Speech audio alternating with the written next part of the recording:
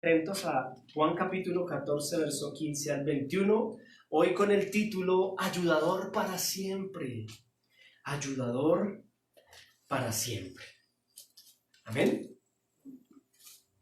Digamos juntos, bueno, gracias por abrir la puerta, muy bien. Digamos juntos al Señor que nos ilumine, que nos ayude. Es necesario una vez más venir delante de tu presencia, amado Dios, en esta oportunidad para hablar de ti mismo. No siendo posible esto en la humanidad, en las fuerzas humanas, ayúdanos, Señor. Asiste nuestras vidas en esta mañana, ilumina nuestro entendimiento. Asiste al hermano que va a predicar, en este caso mi persona, para que no sea yo opinando ni siendo piedra de tropiezo a esta predicación o exposición de tu palabra. Señor, a través de tu Espíritu Santo, llévanos a Cristo en este momento, que sea de edificación la palabra predicada hoy en el corazón y en la vida de cada uno de nosotros, para la gloria y honra del nombre, sobre todo el nombre de Jesucristo. Amén. Muy bien, quiero iniciar hablándoles un poco acerca de Antony Flew. No sé si lo han escuchado. Antony Flew fue, porque ya no vive, un doctor en filosofía. Y de pronto no lo conocemos el nombre, ¿no? Pero él es conocido en la historia, fue conocido en la historia como el ateo más influyente del mundo en una época. Pero resulta que de repente Antony Flew, doctorado en filosofía, a sus 81 años, después de 81 años de declararse ateo, sorprendió en una revista, en una entrevista que le hicieron en el Reino Unido, y además en un libro que él tituló There is a God, hay un Dios. A sus 81 años de edad se echó para atrás. El ateo más influyente del mundo, en ese libro, publicado en el 2004, reveló cómo pasó de ser el ateo más influyente de la historia, en esas palabras, él las utiliza en el libro, para darse paso al deísmo. Ojo con esta palabra, deísmo. Una corriente del pensamiento que reconoce la existencia de un Dios creador sin atribuirle nombre, identidad o personalidad. Dice Antony Flew en su libro lo siguiente, voy a citar un pedacito del libro, dice así, dice: tuve que rendirme frente a la evidencia científica.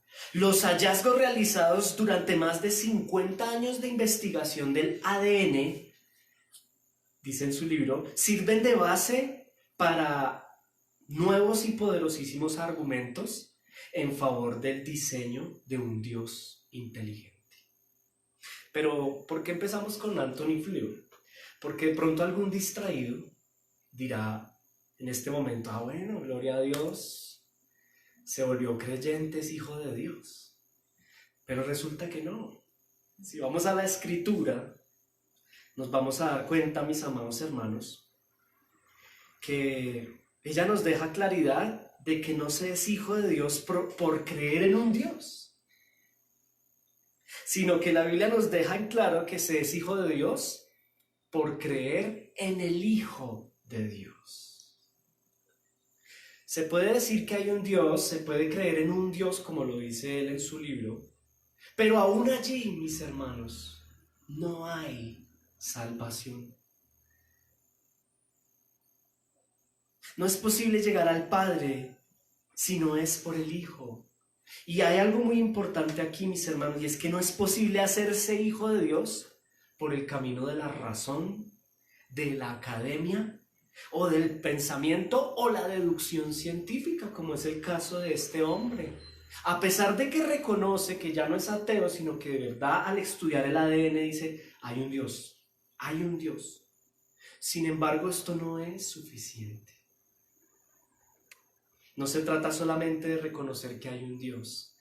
Se trata de reconciliarse con ese Dios a través del único camino posible, el cual es Cristo. Y por eso la enseñanza de hoy es importante, porque es el punto de partida y tema central de Cristo a sus discípulos.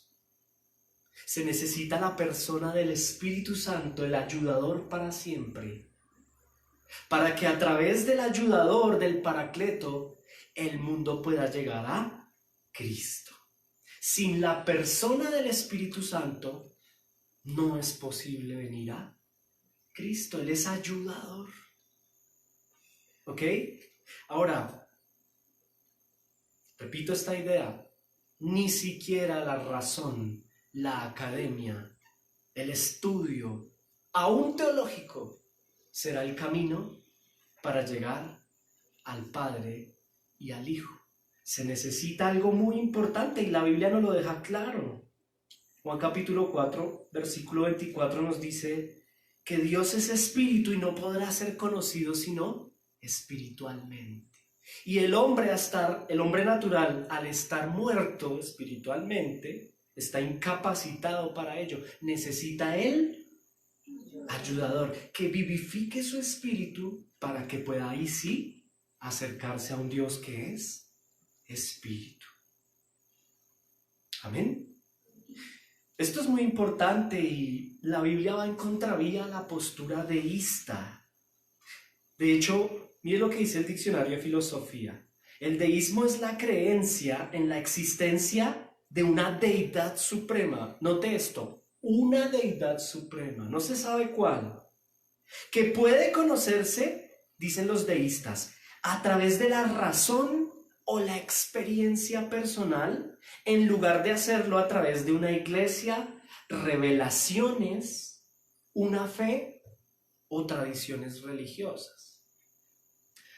No es mi propósito criticar al deísmo, pero a la luz de las Escrituras, mis hermanos, es totalmente contrario, porque la Biblia nos dice que para llegar a Dios, el camino es Cristo, y para llegar a Cristo, el camino es la palabra conjugada con el Espíritu Santo. Mis hermanos, ni siquiera con la Biblia en la mano es suficiente. Se necesita la Biblia junto con el Paracleto revelando al corazón. El deísta toma en poco la revelación. Ellos dicen que no es necesaria la fe ni la revelación, pero Dios reveló a su Hijo de manera especial en su palabra. Y aún con la revelación en la mano, Cristo les dice a sus discípulos, que es lo que vamos a leer hoy, en esta mañana vamos a profundizar, necesitan al Espíritu Santo. Es necesario el ayudador. Por eso nuestro contexto de Juan 14, antes de leerlo, es Cristo hablando en privado a sus 11 apóstoles, el día 14 del mes de Nisan, en la plena Pascua judía, y Él les habla, como lo vimos hace 8 días, de dos situaciones importantes, de 2 días. Primero, el día de la segunda venida, ¿lo recuerdan? Y en segunda instancia, la segunda venida del verso 15 al 19. Y en segunda instancia les habla del día en que va a llegar ese ayudador, la persona del Paracleto, el Espíritu Santo, del verso 20 al 21. Les habla de un día importante, el día del Pentecostés. ¿Ok?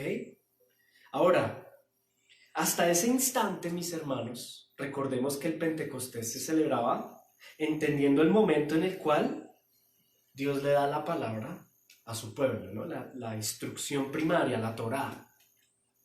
Pero Jesús va más a profundidad y les dice, va a venir un ayudador, el autor de esa palabra, que va a venir a morar no solamente con ustedes, sino en ustedes. Ese es el punto aquí importante.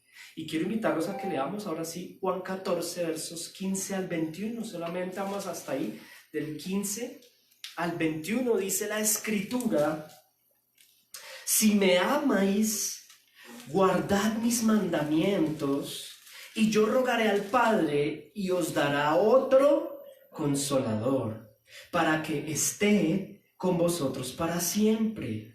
El Espíritu de verdad, al cual el mundo no puede recibir porque no le ve, ni le conoce. Pero vosotros le conocéis porque mora con vosotros y estará en vosotros. Hagamos un paréntesis aquí. El mundo no le conoce, esa es la razón por la cual el mundo no puede conocer al Espíritu Santo. Así se quiera desde la razón intentar desde el intelecto. A Dios se le conoce en espíritu porque es espíritu. Y continuemos, dice ahí verso 18, no los dejaré huérfanos, vendré a vosotros. Aquí les habla del Pentecostés. Todavía un poco, perdón, del día en el que Él vuelve. Y el 19 les dice, todavía un poco y el mundo no me verá más, pero vosotros me veréis porque yo vivo y vosotros también viviréis. Hablando del día en que Él va a regresar. Pero cambia de día, verso 20 y 21. Ahora en aquel día vosotros conoceréis que yo estoy en mi Padre y vosotros en mí y yo en vosotros. El que tiene mis mandamientos y los guarda, este es el que me ama, y el que me ama será amado por mi Padre, y yo le amaré y me manifestaré a él. Amén. Entendiendo el contexto desde el verso 15, en los versos 20 al 21, está hablando de el día en el cual el ayudador se va a presentar. Ese día en el cual el ayudador se va a presentar, ellos les dicen en el verso 20, conocerán ustedes que yo soy uno con mi Padre, y algo muy importante, y ustedes serán uno conmigo. Ahora, esto es importantísimo y además es muy profundo. Veíamos hace 8 días lo que no es estar en el Pentecostés y con el Espíritu Santo. Hoy nos vamos a dedicar en favor del verso 20 y 21, del día del Pentecostés que está prometiendo Cristo acá. Vamos a enfocarnos en lo que sí significa vivir verdaderamente en el Pentecostés. Lo que sí es un Pentecostés, lo que sí es como tal vivir bajo el ayudador o el paracleto. Si usted quiere mejor, evidencias, tal vez 5 evidencias, vamos a ver hoy, de lo que significa vivir con y en el paracleto, ayudador. A diferencia del movimiento pentecostal que vimos hace 8 días. En ese orden de ideas, mis hermanos, iniciemos con el primero. El primero la primera evidencia. Y es la siguiente, si usted está tomando nota. La primera evidencia es esta. Hay un continuo arrepentimiento. ¿Listo? Esa es la primera evidencia. Y usted la observa en Juan 14, versículos 20 y 21. No solamente en la llegada del Pentecostés, ya en ellos hay un continuo arrepentimiento. Pero pensando en el ayudador, en el Espíritu Santo, evidencia de vivir con el Espíritu Santo en ti y en mí, esta vendría a ser una aplicación práctica ya mismo, en nosotros. Evidencia de vivir con Dios en el Espíritu Santo es que haya un continuo arrepentimiento. Recuerde que el término hebreo es teshuvah, o en griego, en la escritura, metanoia, y su significado etimológico es cambio de mentalidad. Hay un continuo cambio de mentalidad, un continuo arrepentimiento. ¿Y por qué continuo, mis hermanos? Porque el arrepentimiento no es solo para salvación, ¿ok? Sino que el arrepentimiento es el principio, el comienzo de la salvación. Pero de ahí en adelante, todo el tiempo, el verdadero cristiano en el que mora, vive con él el Espíritu Santo, debemos vivir en arrepentimiento continuo. Miremos la pantalla un momento. Está, por ejemplo, aquí, 2 de Timoteo, en 2 versiones, Biblia de las Américas y Reina Valera. Mire lo que dice 2 de Timoteo 2:25. Corrigiendo tiernamente a los que se oponen, por si acaso Dios les da el arrepentimiento que conduce al pleno conocimiento de la verdad. En la Reina Valera dice con mansedumbre. corrija a los que se oponen, por si quizás Dios les concede que se arrepientan para conocer la verdad. Esto nos deja ver algo muy importante, mis hermanos. En primera instancia, pues sabemos, el punto número 1 es que hay un continuo arrepentimiento. ¿Quién da el arrepentimiento? La persona del Paracleto. ¿Para qué es ayudador? Nos ayuda ¿a qué? A que nos arrepintamos. Ahora, ¿cuál es la labor de nosotros como cristianos? Corregir tiernamente. Por favor, dígale a su hermano, corríjame tiernamente. Pero ojo, usted puede hablar...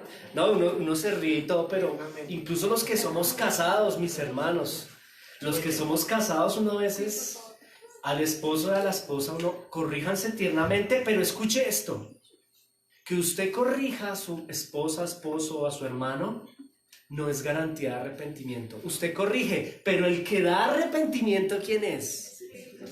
De hecho lo dice, por si acaso Dios les da. Ojo con esto es importante, por si acaso. ¿Qué significa ese por si acaso? No es una afirmación, o sea, Dios les va a dar arrepentimiento. No, es una posibilidad. Puede que no. ¿Listo? Esto es importante entenderlo. El Espíritu Santo es la persona de Dios que da el arrepentimiento. Ojo con esto, no viene en el paquete. El hombre natural no se arrepiente por sí mismo, por eso necesita el Espíritu Santo. De pronto le pasa lo de Anthony Flew. Desde la razón puede llegar mirando el ADN y estudiando ¿cómo se llama eso? La biología, tal vez. Estudiando el croquis, el genoma humano. De pronto él, no es que se haya arrepentido, retomó, repensó, replanteó su postura, y es que es maravilloso, ¿no? La palabra en Romanos dice que Dios se revela al mundo a través de su creación. Pero eso no es salvación. Hay una revelación general, pero hay una revelación especial, la cual es la Biblia. Por eso nadie tiene excusa. No es que Dios no existe. Dios se presentó al mundo a través de su creación. Tanto el universo, que es lo más extenso, como el ADN, que es lo más reducido. No sé si sea lo más reducido, tal vez no. ¿Algún científico cristiano? John, ¿te acuerdas del libro que yo te presté? Antonio Cruz, un académico europeo, escribió un libro que se llama El diseño inteligente. En ese libro, Antonio Cruz afirma que si Darwin hubiese tenido un microscopio y hubiese visto la célula, no hubiese sido ateo. Bueno, un dato interesante ahí.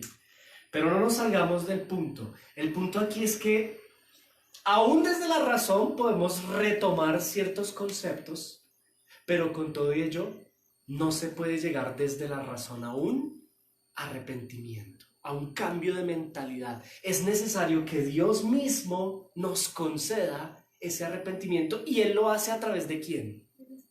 Del Espíritu Santo. Por eso este pasaje de Juan 14, verso 20 y 21 es muy importante. Ese día que Él les está anunciando, en aquel día ustedes van a conocer que yo estoy con mi Padre. ¿Por qué van a conocerlo? Porque la persona del Paracleto les va a dar esa convicción, esa claridad, más allá de la razón, es en el corazón. Ahora, esto es muy, muy, muy bello y además muy profundo. También, ¿cuál es el primer punto? Hay un continuo arrepentimiento. Esa es evidencia de vivir en el Espíritu Santo realmente. ¿Ok? Mire 2 Corintios 7:10. Porque la tristeza que es según Dios, ojo con esto, la tristeza que es según Dios, ¿qué produce? Arrepentimiento para salvación. Pero la tristeza del mundo produce muerte. Aquí nos está también trazando un paralelo entre un remordimiento, mejor hablemoslo así, un remordimiento humano. Es una tristeza como, sí, yo como que estoy portándome mal, como que sí hay un Dios, pero pero humanamente es una tristeza que produce muerte. Más el arrepentimiento que viene de Dios, y a través de ¿quién? Del ayudador, del Paracleto o el Espíritu Santo. Este arrepentimiento sí produce salvación. Es una convicción de pecado que mis hermanos, produce lágrimas, produce dolor. ¿Por qué produce dolor? Porque es mirarme al espejo como hombre natural y darme cuenta de quién soy realmente delante de Dios, su enemigo por el pecado. En cambio, el arrepentimiento del mundo, entre comillas arrepentimiento, mejor remordimiento, es una tristeza, pero es una tristeza que no me permite ver quién soy delante de Dios. Un enemigo que necesita un Salvador. Evidencia de estar en el Espíritu Santo es tener un arrepentimiento constante, pero es un arrepentimiento que venga de parte de Él mismo. Por eso el mundo no lo conoce. El mundo está engañado, dice la Escritura. ¿Y cuál es el engaño? El mundo cree que es hijo de Dios, pero el mundo no se ha arrepentido. De pronto está remordido. Ahora, ¿qué diferencia hay entre el mundo y nosotros? Ninguna. Por eso se llama gracia. Dios escogió al pueblo de Israel por pura gracia, y Dios en su gracia nos escoge a nosotros porque a Él le place. Y nos regala el arrepentimiento a nosotros. Cuando uno entiende la gracia, uno no hay sino que llorar y de verdad arrodillarse, Señor, gracias, porque yo no me lo merecía. De pronto hay mejores. Dios le dice a su pueblo, eran el más minúsculo de todos. Si vamos a hablar de obras, ustedes eran como lo peorcito. Pero por el puro afecto de su voluntad, nos otorgó el arrepentimiento. Vivir en el Espíritu en realidad es tener constante arrepentimiento, y esto es de todos los días, no solo en un día. ¿Ok? Al estar el Espíritu Santo en nosotros, mis hermanos, Él nos pone constante arrepentimiento. ¿Recuerde la definición de arrepentimiento? Cambio de mentalidad. ¿Y para qué? Estamos en Juan 14, ¿no? Versículo 21. El que tiene mis mandamientos y los guarda, ese me ama. ¿Para qué es el arrepentimiento? El ayudador no solo nos ayuda a arrepentimiento para salvación, sino que nos ayuda a arrepentimiento constante hasta el día que nos vayamos con Dios, para que cumplamos la palabra. O sea, el día que usted se desvió y yo me desvié en mi pecado de la palabra y de los mandamientos, el Espíritu Santo nos dice, arrepiéntase, papá. Cuarto mandamiento de la ley moral, ¿cuál es? Guardarás el día de estar aquí. De pronto yo, pues es que tengo que ir a hacer compras, pero si verdaderamente estoy en el Espíritu Santo, aquí estaré. Porque el Espíritu Santo, el Paracleto, me ayuda. Él me dice, Mauricio, acuérdese que usted es el pastor. Vaya a la iglesia. Ay, de verdad. O le dice al hermano, ¿no? Versículo 21, el que me ama guarde mis mandamientos. Y el cuarto es el primero. O no, el último. ¿Cuál es el último mandamiento de la ley moral de Dios? No codicies ni la mujer ni los bienes ajenos. Nosotros los cristianos, cuando usted pronto esté codiciando mucho los bienes materiales del mundo y el Espíritu Santo le dice no. Acuérdese que ese no es nuestro. Materialista no eres. El Espíritu Santo nos ayuda y nos pone la convicción y nos quita un peso de encima, porque el mundo que no lo conoce, el mundo tiene un yugo, y es querer llenar un estatus social y se endeuda, y las tarjetas y el barrio y la casa, pero al final no son felices porque les respira aquí el crédito hipotecario y la deuda. Nosotros no tenemos que llenar ningún estándar. Acuérdese que Cristo, versículos antes, nos dice, voy a ir a preparar una morada para ustedes con el Padre. Usted ya tiene casa, tranquilo. Más bien aquí que somos peregrinos, esto es un cambio de mentalidad tremendo que solo lo hace el Espíritu Santo. Que usted y yo seamos felices, y la gente nos dice, ¿usted por qué ríe si usted no tiene nada? Yo lo tengo todo, hermano. De pronto usted me mide por mi cuenta bancaria, pero yo tengo algo más profundo, que es a Dios mismo.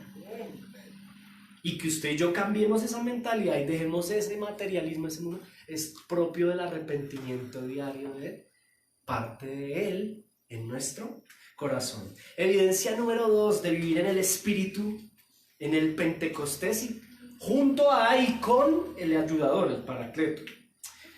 El punto número 2, mantiene unidad en el fundamento bíblico. Esto es muy importante, mis hermanos. Que Dios ayude al predicador a explicar este segundo punto que es trascendental. Mantiene unidad en el fundamento bíblico. ¿Quién mantiene la unidad en el fundamento bíblico?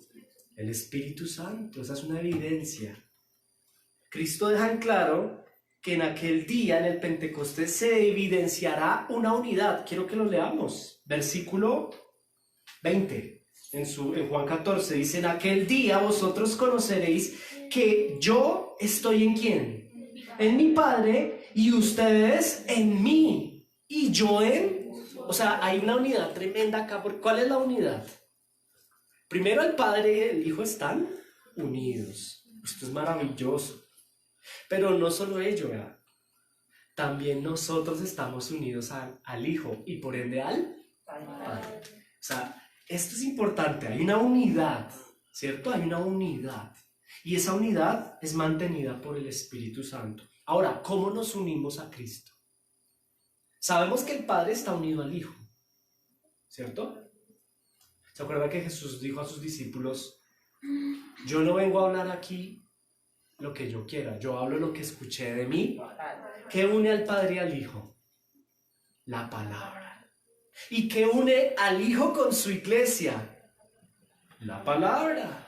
Hay una unidad en el, por lo menos, escúchenme esto, mis hermanos, por lo menos en el fundamento.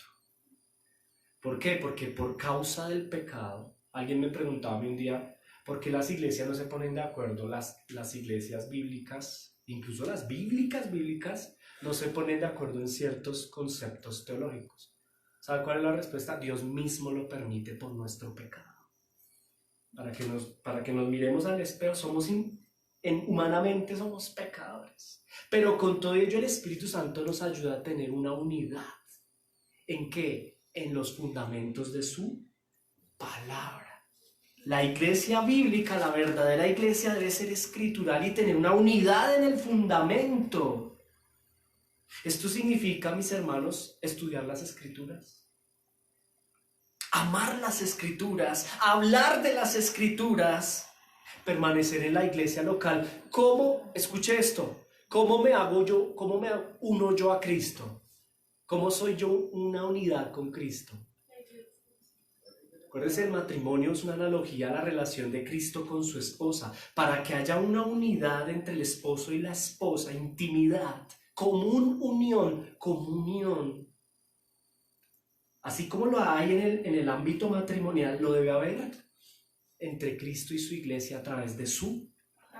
Aquí es donde hay unión. Y esa unidad es importante y evidencia de que el Espíritu Santo mora en nosotros. Que se note que yo soy escritural. Hay una comunión con la Biblia, garantía de ser lleno de Dios. El verdadero Hijo permanece en la verdad de la Escritura. Y ojo con esto, es muy importante lo que voy a decir a continuación. No en su propia interpretación de la verdad. Y aquí me quiero quedar un momento. Recordemos que la Biblia no es un libro cualquiera, mis hermanos. La Biblia es un libro que se interpreta a sí mismo. La Biblia no está escrita para ser interpretada. Tremendo. Este es el punto de partida del divisionismo que existe dentro del evangelicalismo. La Biblia no está para interpretarla, está para obedecerla. La Biblia se interpreta a sí misma, mis hermanos. No necesita que yo interprete. Imagínense donde Pedro interprete una cosa, Pablo interprete otra cosa, Jacobo interprete otra cosa. 11 interpretaciones, 11 iglesias. Martín Lutero dice: a mí no me digan luterano. Él se paraba en la radio y le decía a sus discípulos: no somos luteranos. Y lo primero que, después de que murió, lo primero que hicieron los discípulos fue que luteranos. ¿Por qué? Porque Lutero, nosotros somos hijos de la Reforma Protestante, somos iglesia reformada. Lutero tenía una intención, volver a la forma, ¿ok? A la Biblia. Y Lutero llama respetuosamente la atención de la iglesia de la época y les dice, venga, no interpreten eso así, por favor, no es está chévere que quieras interpretar, pero no está bien. La Biblia se interpreta a sí misma, ella misma te ofrece la explicación de que tu teología no es buena. Por eso aquí toca tener cuidado con la teología, porque con el argumento de teología se puede caer en la interpretación humana y ahí hay un problema. La Biblia se interpreta a sí misma, por eso hay que leerla en el contexto completo. En esto nos ayudan las confesiones de fe históricas. Y yo les voy a explicar algo hoy que es muy importante dejarlo claro. Las confesiones de fe históricas no son interpretaciones teológicas. Un ejemplo de ello fue la primera. ¿Cuál fue la primera confesión de fe? El credo apostólico. ¿Alguien se lo sabe? Nosotros creemos en el credo. No hay algo más bíblico que el credo. Si usted lo mira, el credo apostólico, creo en Dios Padre Todopoderoso, Creador del cielo y de la tierra. Creo en Jesucristo, su único Hijo. Y bueno, el credo apostólico, ojo, es una confesión de fe histórica. Y nosotros como Iglesia Reformada creemos en ese credo. ¿Por qué? Porque es un credo que nace bajo un propósito: llevar a la iglesia a la fe, a la unidad bíblica. Ahí en algunas personas es entendible, por el sectarismo que ha aparecido, que haya desconfianza con las confesiones. Hay gente que desconfía del catecismo del catecismo de Heidelberg, de la confesión belga, del credo apostólico. Hay personas que desconfían de la confesión bautista de fe de Londres. Pero ojo, todos estos documentos tienen un propósito, y es el propósito contrario al que pretende a veces el teólogo: interpretar. Los documentos históricos no interpretan, direccionan. ¿Saben cuál es la historia del credo apostólico? El credo apostólico tiene una historia, o el credo de Nicea, que es lo mismo. Apareció Arrio, un tipo que decía ser cristiano, e interpretó lo siguiente. Parece que la Biblia no se interpreta, pero Arrio interpretó que Dios no es tres personas en un Dios, sino que es una sola persona. Que el Padre se convirtió en el Hijo y luego es el Espíritu. Y esta idea, Arrio era muy hábil con la palabra y logró. Arrio es el abuelito de los testigos de Jehová. A ponérsela. O sea, los testigos de Jehová encuentran a su abuelito en Arrio. Es decir, en ese momento histórico, siglo III de la iglesia, nace el concilio de Nicea. Se organiza la iglesia inspirada por el Espíritu Santo y dice, no, venga, y llaman a Arrio. Dicen, Arrio, ¿qué es lo que usted está enseñando, mijo, en el concilio? Y Arrio les dice, no, pues yo no creo que Dios sea un Dios en tres personas, como lo acabamos de cantar en el himno, ¿sí lo notó? Porque ese es Dios. Un Dios unido en tres personas. Arrio decía, no, es solo un Dios en una persona. Entonces ellos le dicen, no, arrepiéntase. Eso no está en la Biblia. Léala en el contexto. Y Arrio dice, no, ¿cuál arrepientas? Y se agarran. Y entonces Arrio se va y monta su propio monta su propia iglesia. Hoy estamos el domingo, no puedo hablar así. Ahora, ¿qué sucede al respecto? Los hermanos de la iglesia, ¿cuál es el punto número 2? Unidad. Los hermanos de la iglesia en ese sínodo, en el concilio de Nicea, dicen, no, ¿qué hacemos? Ahora viene a confundir a la gente. Saquemos un decreto, el credo apostólico, y lo redactan. Creo en Dios Padre, creo en su Hijo Jesucristo. ¿Para qué? Para que a través de ese documento le quede clara a la iglesia que hay una unidad con la palabra y que todos creemos en lo mismo, y dejan en claro que Arrio pues se las da de teólogo, pero el tipo está interpretando Y eso no es posible. La Biblia se interpreta así misma. Lo mismo está sucediendo. Mire, después aparecieron más y más y más y más personas deseando interpretar. ¿Y a qué voy yo o a qué vamos con esto? El punto número 2, recuerde cuál es. Unidad. El Espíritu Santo ha permitido que exista en algún momento, así como aparecen sectarios, aparece la iglesia trayendo unidad. Y para eso nos sirve y nos ayuda y nos sostienen los documentos históricos. Quiero ponerle otro ejemplo. Escuche esta frase. Escuche esto tremendo. Es que yo cuando leí, mire, dice, un escritor afirmó en una ocasión lo siguiente: para arribar a la verdad debemos deshacernos de los prejuicios religiosos, debemos dejar que sea Dios quien hable. Nuestra apelación es única y exclusivamente a la Biblia para obtener la verdad. Usted escucha esa frase y no tiene nada malo en sí misma, antes es muy linda, ¿no? Claro, él está diciendo, despojémonos de prejuicios religiosos y utilicemos única y exclusivamente la Biblia. En sí misma no tiene nada malo, pero ¿sabe de dónde saqué esa frase? De un libro de los Testigos de Jehová que se llama Sea Dios Veraz. Entonces ahí uno dice, bueno, ellos dicen que despojémonos de prejuicios religiosos. ¿Sabe a qué se está refiriendo con ese despojémonos de prejuicios religiosos? Del Concilio de Nicea. Eso no le pare, váyase la palabra SEO, no le pare bolas a lo que dice el Concilio de Nicea, ese credo. Más bien vamos a la Biblia, y ellos redactan su propia Biblia y terminan aferrados a la idea de un unitarismo.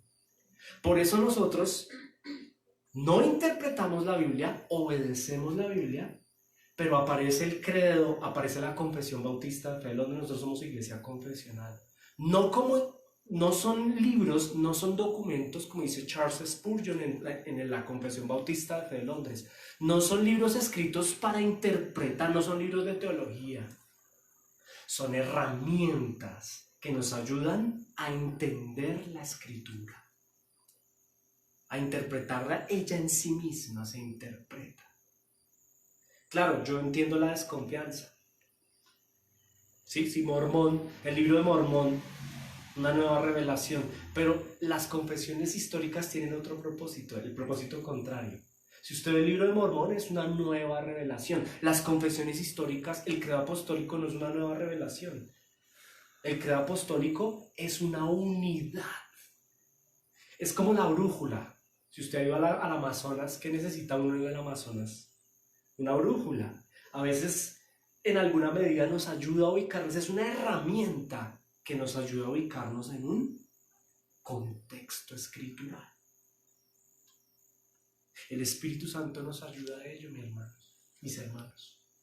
El Espíritu Santo ayudó a la iglesia y nos ayuda el día de hoy, porque seguirán apareciendo falsos mesías y falsos profetas que traerán nuevas revelaciones, pero Él nos ayuda. ¿Listo? Punto número 3. ¿Cuál fue el primero? Continuo arrepentimiento. Punto número 2. Unidad en el fundamento.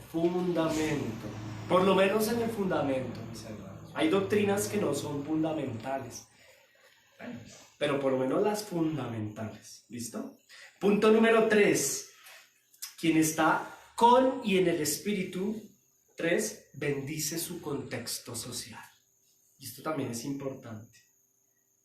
Estar en el Pentecostés, esto es muy importante, es bendecir mi contexto social. Ser lleno del Espíritu Santo, del ayudador, es permanecer en Cristo, bendiciendo mi nación, mi contexto. Es decir, un verdadero creyente tiene el Espíritu Santo y consecuencia de tener el Espíritu Santo debe haber un beneficio de su persona en su contexto social.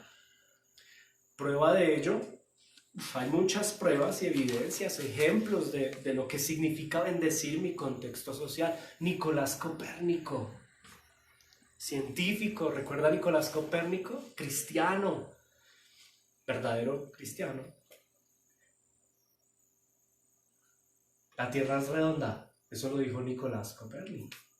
Bendijo su contexto social. El mundo le agradece a un cristiano porque hizo un aporte importante a nivel científico. Eso hace un hijo de Dios, bendice su contexto. Hablemos de política. El Premio Nobel de Paz de 1964, activista político, Martin Luther King, bendijo su contexto social. ¿Cuál era el contexto? Racismo, odio por color de piel. Y un cristiano, un hombre que ama al Señor, bendice su contexto social. ¿Ok? Hermann Hesse, Premio Nobel de Literatura 1946. William Golding, 1989, Premio Nobel. Son personas, el cristiano, quien anda con el Espíritu Santo, anda cumpliendo los dos preceptos bíblicos que son la gran comisión, ¿cierto? ¿Y cuál es el otro? El mandato cultural. Recuerde que Dios nos invita, a los hijos de Dios, Él nos invita a dos cosas: predicar el Evangelio y cumplir un rol social, bendecir mi contexto.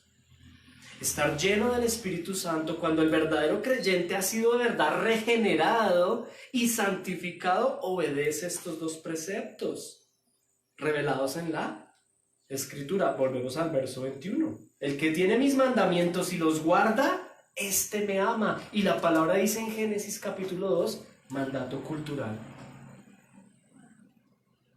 De pronto, para los que no están muy relacionados con el concepto mandato cultural, en Génesis capítulo 2, incluso capítulo 3, Dios le dice al hombre, al primer hombre, después de crearlo, le da un mandato cultural. Usted va a ser el primer administrador de empresas que existió en el mundo, fue Adán. Sí, en serio, Dios le dijo, usted va a administrar el jardín, hermano. Póngale nombre a todas, haga trabajo. Lo puso a trabajar. Eso es cumplir el mandato. Adán era administrador. Tú y yo, ¿qué somos? Cada uno, Dios nos da talentos. Cada uno debe identificar su talento y cumplir un rol en las... Y ojo, su rol no es criticar. Ojo con esto. Si usted y yo estamos llenos del Espíritu Santo, debemos bendecir nuestro contexto. Es decir, que nuestra nación se beneficie de nuestro aporte. No que yo a través de mi talento aporte a la destrucción, a la desigualdad, al odio. Hay gente que tiene una habilidad para las redes sociales. Eso es un don. Eso es un don. Pero como dices, no quiero poner este ejemplo, pero como dice la película de Spider-Man, a gran don, gran responsabilidad. Pues sí, en realidad, si Dios te ha dado dones, tú tienes el don, mi amado hermano, hay gente que tiene don para las redes sociales. Si usted tiene el don, úselo santamente. Y es un llamado de atención, sobre todo en estos tiempos turbulentos. El Hijo de Dios debe ser de bendición en su contexto y no participar de las obras infructuosas de las que generar más odio y división. No es estar lleno del Espíritu Santo. Debo cumplir mi mandato cultural. ¿De qué le sirve a uno como creyente viendo al país masacrado? Yo lloré cuando vi sacando arma pueblo contra pueblo. O sea, el mundo el mismo pueblo está, y nosotros desde redes sociales como cristianos impulsando más división, más odio, más violencia. Estar lleno del Espíritu Santo es tener mucha sabiduría, que ya vamos para allá. Número 4. Son 5 puntos, ya voy acabando. Número 4. Viven los dones y frutos del Espíritu Santo. Esto es muy importante. Quien en realidad está parado en Juan 14, verso 20 y 21, es decir, quien está en Pentecostés realmente, quien está lleno del Espíritu Santo, del ayudador, del Paracleto. Número 4, vive los dones y frutos del Espíritu. ¿Cierto? Ojo, no nos aferramos, recuerde la predicación de hace 8 días, no nos aferramos a ministerios no fundacionales. Pero sí nos aferramos a los ministerios que están vigentes. ¿Cuáles no están vigentes? Los que no son fundacionales. Apóstoles, eran el fundamento, pues ya está edificado el fundamento, no necesitamos apóstoles. Profetas, tenían el rol de llamar a qué, a poner los ojos en Cristo que va a venir. Ya vino, no necesitamos profetas. Lo que necesitamos es que evangelistas, pastores y maestros. El que está lleno del Espíritu Santo aspira a uno de estos tres ministerios, y hay muchos más. No hay muchos más ministerios, pero sí hay oficios. Por ejemplo, el diácono, entre otros. Y también a los frutos. Recordémoslos rápidamente, están en Gálatas 5:22. Un pasaje paralelo a Juan 14, verso 21. Mas el fruto del Paracleto, ¿de qué les está hablando Jesús a sus discípulos? ¿De la venida de quién? Del Espíritu Santo. Y fruto de esa venida será que ustedes y yo tengamos, dígalo fuerte, por favor, amor. Otra vez, amor, gozo. Espere, tacho. ¿Qué es el amor? Ay, es que yo siento tanto amor por ti, pastor. Y al otro día, bueno, no digamos nada. O no hablemos del pastor. Hermanos, que yo siento amor por ti. El amor no se siente, el amor se demuestra. El amor es una decisión muy vieja. Permanece para siempre. Dice la Biblia, el amor no deja de ser. Ese es un fruto del Espíritu Santo. El amor. El gozo.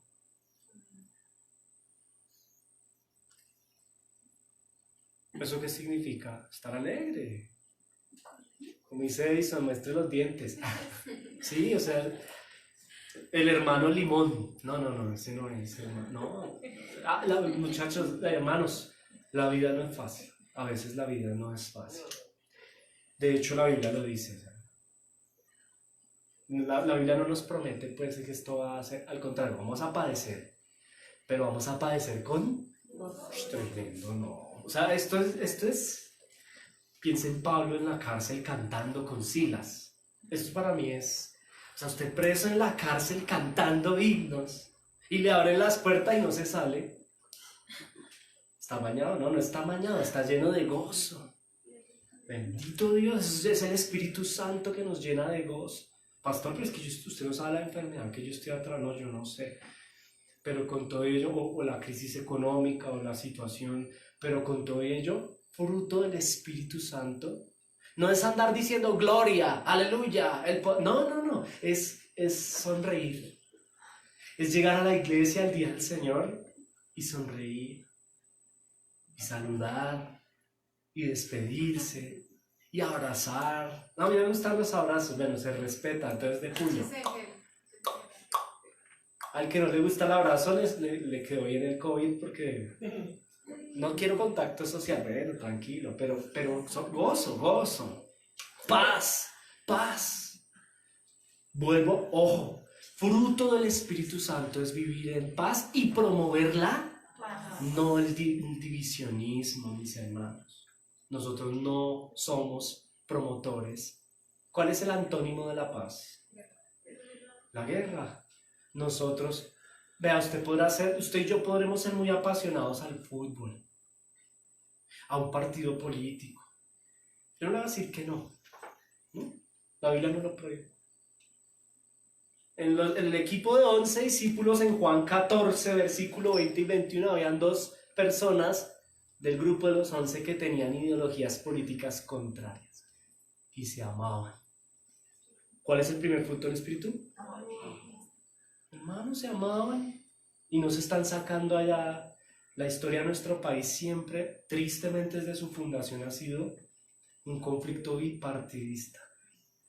Y es un conflicto que leía yo en algún momento, un libro de historia, que aún desde los templos religiosos se utilizaba el templo religioso para eso, para generar violencia contra el partido político contrario. No sé si sea verídico o no, pero no puede pasar. De llegar a ser real no debe pasar en nosotros. Quien está lleno del Espíritu Santo no solo ama y vive en gozo, sino que es pacificador. Cuando llegue usted debe ser paz.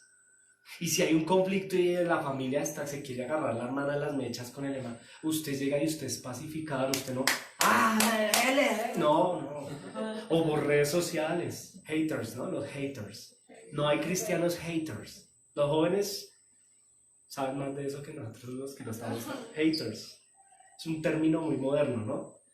Desfogo mi odio o mi pasión, mi fanatismo en la red. Mis hermanos, nosotros estamos llenos de paz. Si usted ve que se está agarrando el país, no incendie más, no haga parte de eso. Usted tiene el Espíritu Santo. Seamos pacificadores. Paciencia. Ojo con esto. Soportados los unos a los otros, dice el Señor. Es que es insoportable, mi hermano. Paciencia. Es que yo si hubiera sabido que me iba a casar con él, yo si lo hubiera conocido bien, yo no me... Paciencia.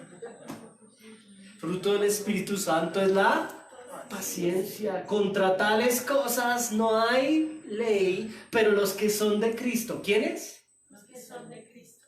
Uy, mire, escuche esto. Han crucificado la carne con sus pasiones y... O sea, usted por más que usted quieras, pero es que yo soy de esta postura política y es que yo soy... Mi hermano, crucifique eso. De verdad, crucifíquelo. Porque eso es carnalidad. Crucifique esa pasión. Pero es que este equipo de fútbol es mi... No, crucifique eso. No, ahora, escuche, no me malinterprete, no es que ya entonces no puedo tener identidad política. No, yo no, en ningún momento no he dicho eso, ni la Biblia lo dice. Y entonces ya no me puede gustar el Real Madrid o el... ¿Qué? Tigres de Soacha, mi equipo. No, vayan. Vaya, o sea... Aquí estamos hablando de las obras de la carne y de los frutos de él. No tiene nada malo el fútbol. El problema no es el fútbol, el problema es el pecado que hay en mí. ¿Cierto? Crucifiquemos esos deseos y escuche esto, verso 25. Si vivimos por el Espíritu, este es el tema de hoy. Si vivimos por el Espíritu, ¿qué debemos hacer? Andemos por el Espíritu, no nos hagamos vanagloriosos, irritándonos los unos a los otros o envidiándonos. Bien. Punto número 4. Vive en los dones y en los frutos de él. Espíritu Santo. Un verdadero creyente, mi amado hermano, un hombre y una mujer que viven, que ha sido regenerado, que ha sido lleno de Dios, vive conforme a los frutos de él. Pastores, que a mi esposo no me lo aguanto en la casa, es insoportable, el tipo nunca sonríe, es un ogro mi esposo. Bueno, algo le debe estar pasando, o mi esposa. Hay que mirar, que hay que trabajar allí, porque hay algo que está contristando al Espíritu Santo y apagando mi gozo. ¿Listo? Hay que mirar, hay que trabajar. Como iglesia nos ayudamos, no nos juzgamos. Es que usted nunca sonríe. No es así. Es como ayudarnos. ¿Listo? Ayudarnos. ¿Listo? Último punto, mis hermanos. Quinto punto, reconoce la autoridad con humildad. Reconoce la autoridad con humildad. Jesús les dice, ese día, el día que venga el Espíritu Santo, ellos no sabían que era 50 días después. Pero ese día, en aquel día vosotros conoceréis que yo estoy en mi Padre y vosotros en mí y yo en vosotros. El que tiene mis mandamientos y los guarda, este me ama. Y el que me ama será amado por mi Padre, y yo le amaré y me manifestaré a él. Una evidencia de la manifestación de Dios en mi vida a través de su Espíritu Santo es, punto número 5, reconocer la autoridad con humildad. No es que viva como rueda suelta en la vida. Es que yo no tengo autonomía. Yo no le hago caso ni a mi mamá, ni a mi papá, ni a mi jefe, ni a yo soy yo. No, ese no es un fruto del Espíritu Santo, mis hermanos. Piensen en el apóstol Pablo. Yo pienso en el apóstol Pablo. Usted y yo podemos ser, no sé, a nivel académico, si usted pueda superar a Pablo. Tenía doctorado en leyes, era abogado, sabía leyes. Era un pilo en teología. Entre otros muchos estudios, era políglota, hablaba varios idiomas. Y con todo, reconoció la autoridad de los apóstoles y se sentó y aprendió. Es que yo voy a la iglesia, pero yo me siento allá en la cabeza yo tengo doctorado, maestrillo, y a mí qué me va a ir a enseñar el hermano que es pescador, ese Pedro. Es que no sabe quién, usted a mí no me... De pronto no se lo dice en la cara, pero con la actitud. Y yo les digo acá, mis hermanos, humilde y honestamente, amorosamente, no son títulos. Nosotros debemos aprender a reconocer la autoridad con humildad. Y si aquí viene el apóstol Pedro, que era un pescador, a enseñar, yo podré ser el académico más académico, pero debo aprender a reconocer la autoridad. Esto para el mundo es locura. ¿Usted no sabe quién soy yo? La frase, no sabemos quién eres. O sí sabemos quién eres, una oveja. Y la oveja tiene pastor. Y además tiene un redil. Y si tú no tienes la capacidad de ser oveja, ni vivir dentro del redil, puede ser que no estés lleno del Espíritu Santo. Porque el ayudador nos ayuda a reconocer autoridad y vivir con humildad. Y no solo en el marco del tener pastor, mis hermanos. Porque sí, debo tener un mentor. Miren, no sabe lo que se pierde una mujer, un hombre. No sabe lo que se pierde. Todo el mundo debería tener un pastor, un maestro de vida. Eso es muy importante. Mi mentor. Y hay orgullo en nosotros. Yo hablo por mí. Hay orgullo, el pecado del orgullo. Cuando yo estudio ahí en el seminario, en la maestría, yo digo a los intento, porque hay orgullo en mí, pero yo les digo, siempre que termina la clase, hermano Carlos, que es el pastor y el coordinador, y el maestro Paul Banson, me traducen, ¿no? Que hablan inglés. Muchas gracias por la clase. Eso es reconocer la autoridad con humildad. Gracias. Eso yo ya lo sabía. Eso no es ser humilde. Sí, en alguna medida, qué bueno que lo sepas. Pero si Dios en su palabra lo trae, es porque lo necesita recordar. Pero es que el hermano no está bien vestido, no está a la altura de mi clase social, de mis títulos, No, nosotros no pensamos así, mis hermanos. Nosotros somos una familia. Y en esta familia hay un modelo, un gobierno de Dios, donde la autoridad y la cabeza es Cristo. Y Cristo ejerce su gobierno como cabeza a través de pastores, obispos o presbíteros. Y, ojo, este quinto punto, vuelvo, insisto, no trasciende solo al ser oveja y al ser iglesia. La cristiandad actual es un problema de la informalidad. La gente dice ser cristiana, pero no tiene un pastor. Y ahora las redes, los medios, el YouTube y el tema, entonces yo me congrego virtual. Y eso no está bien. Yo se los digo con todo respeto. Está bien para una persona que no pueda, o sea, que de verdad esté o muy lejos, por allá, quién sabe en dónde vive, en qué país, no hay avión, no hay barco, o impedida físicamente para hacerlo. De lo contrario, mis hermanos, yo debo aprender a tener autoridad. Y mi autoridad es la palabra.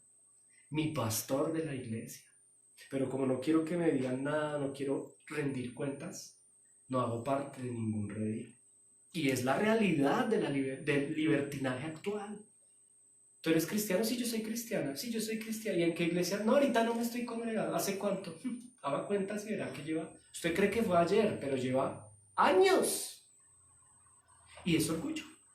Porque es que yo estudio, porque es que yo hago, porque es que yo, porque eres tú, porque eres tú y porque eres tú. ¿Y quién eres tú? ¿Eres oveja o eres cabra?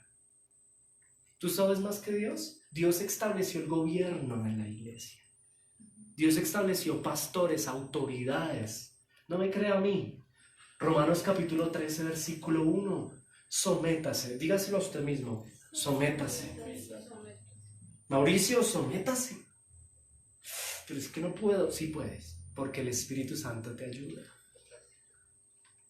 Ya estuvo bien de vivir como una rueda suelta. Y no solo en la iglesia, mis hermanos. Mire este pasaje tan lindo, porque no es solo pastor, es al gobierno, mis hermanos, a nuestras autoridades. No es de un cristiano tirarle piedra a la policía.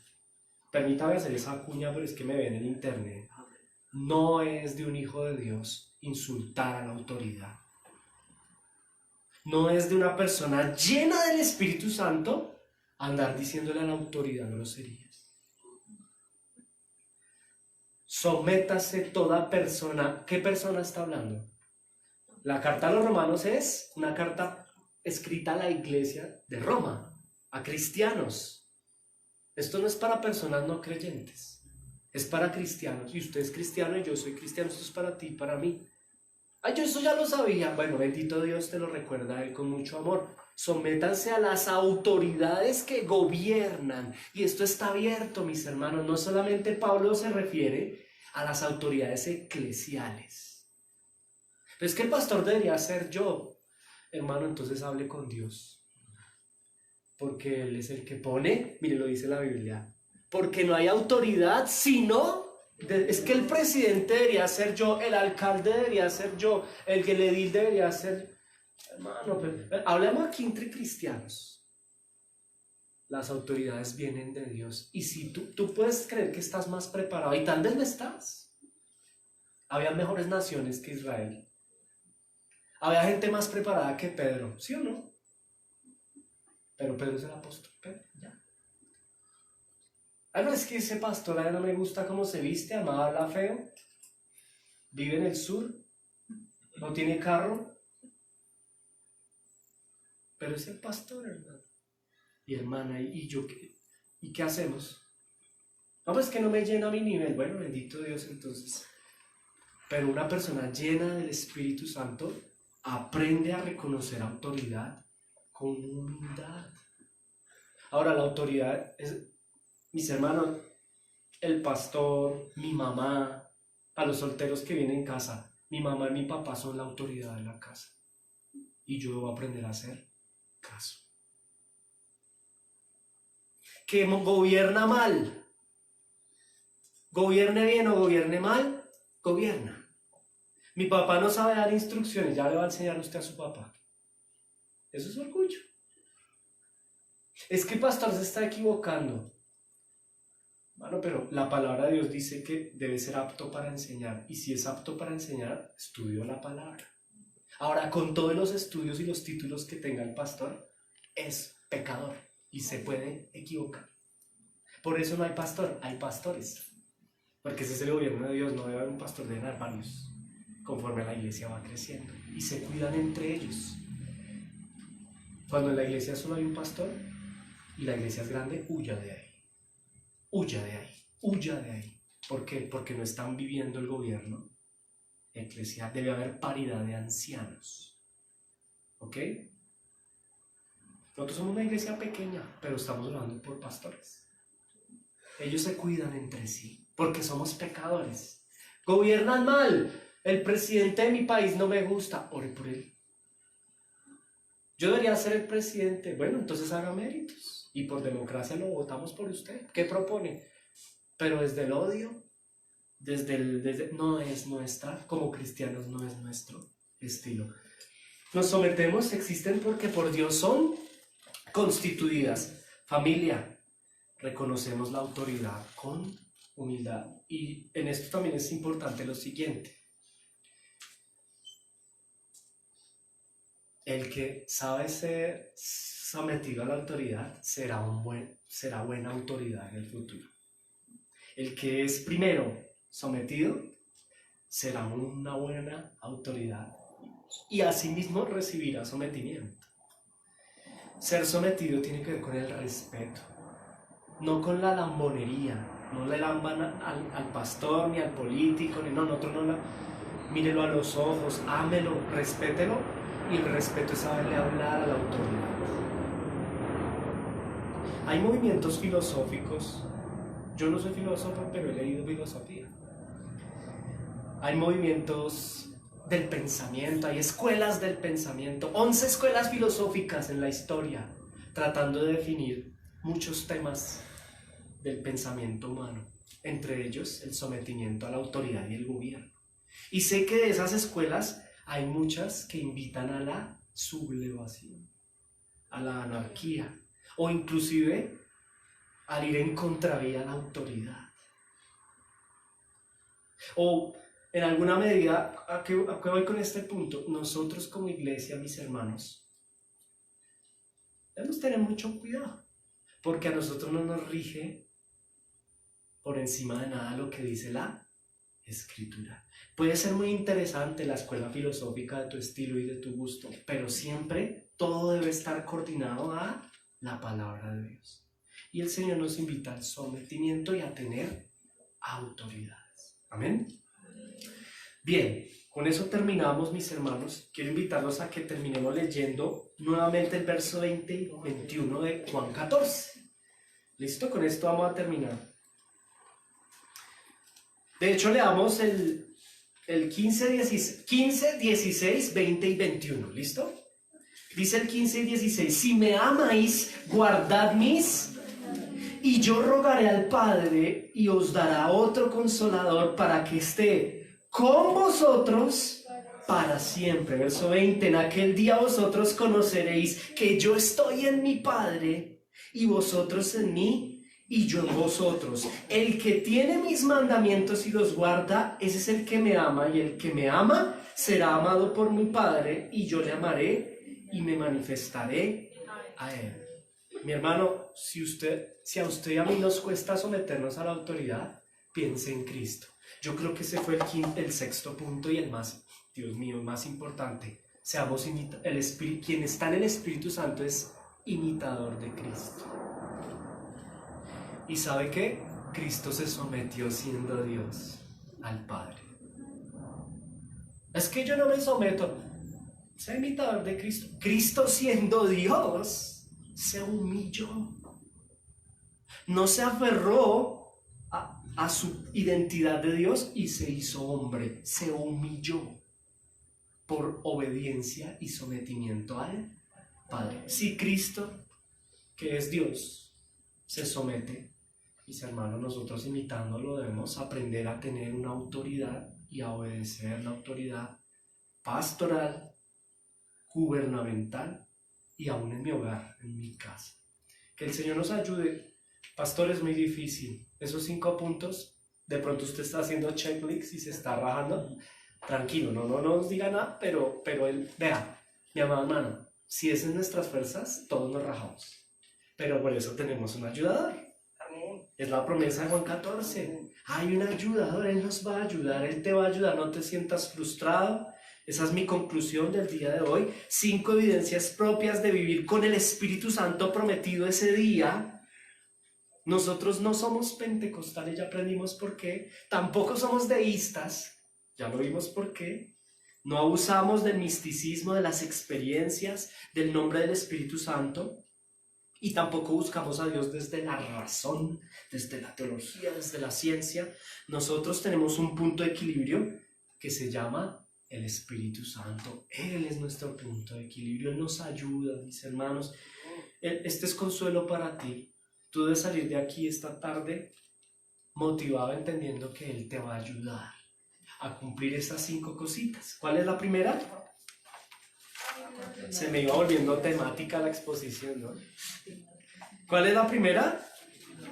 Evidencia y hay un continuo arrepentimiento. Número 2, unidad en el fundamento de las Escrituras, en lo que los apóstoles como fundamento establecieron. Número 3, bendecimos nuestro contexto social. Número 4, vivimos los dones y los frutos del Espíritu Santo. Y por último, reconoce la autoridad con humildad.